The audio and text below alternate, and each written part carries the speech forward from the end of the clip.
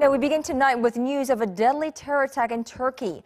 3 suicide bombings in Istanbul's main airport have left 41 people dead, at least 13 of them foreign nationals, and more than 230 others wounded.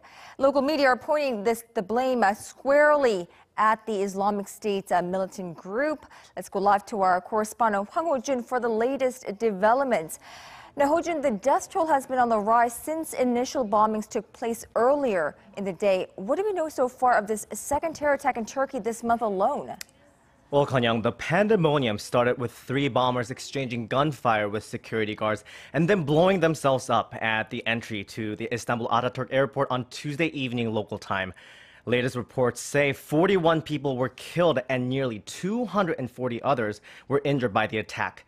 109 are still hospitalized. This attack has become the deadliest one yet in Turkey after the Ankara bombing in March that left 37 dead. Despite the carnage, the airport resumed operations at 10 a.m. Korea time, although many of the flights were canceled or delayed. Istanbul Ataturk Airport is the 3rd busiest in Europe and has been considered a vulnerable target for some time.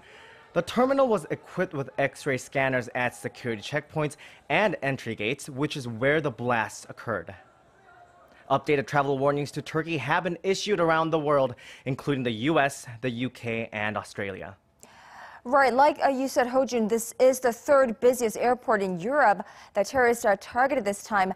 Now, this coordinated attack is being blamed on ISIS, with local authorities pointing to them as highly likely prime suspects. You're absolutely right.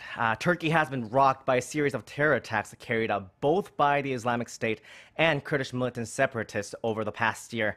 But U.S. officials and local media are saying the signs this time are pointing to the Islamic State militant group. No official claim of responsibility has been made by ISIS. It's also important to notice that today, the 29th of June, marks the 2nd anniversary of the Islamic State's declaration of its caliphate, the spiritual leader of the religious extremists. Condemnation of the attack has been pouring in from around the world. UN Secretary General Ban Ki-moon expressed his condolences to the families of the victims and said he hoped the perpetrators would be identified and brought to justice. Washington also said it remains steadfast in supporting Turkey and has vowed to combat the threat of terrorism. Now, Turkey, Hojun, is a very popular place for Korean tourists as well. Do we know if there were any Korean victims among them? Well, that's the burning question, isn't it? At an emergency meeting after the attack, the Korean government announced that 5 people have been reported missing since the incident. The safety of 2 has been confirmed, and the government is in the process of investigating the other 3. Ankara informed the Korean government just a couple of hours ago that there were no Koreans among the victims, but Seoul will still take caution until it has bulletproof certainty. We are in close contact with Turkey and trying to find out if any harm was done to our people using all routes possible. So far, no reports of casualties have been made.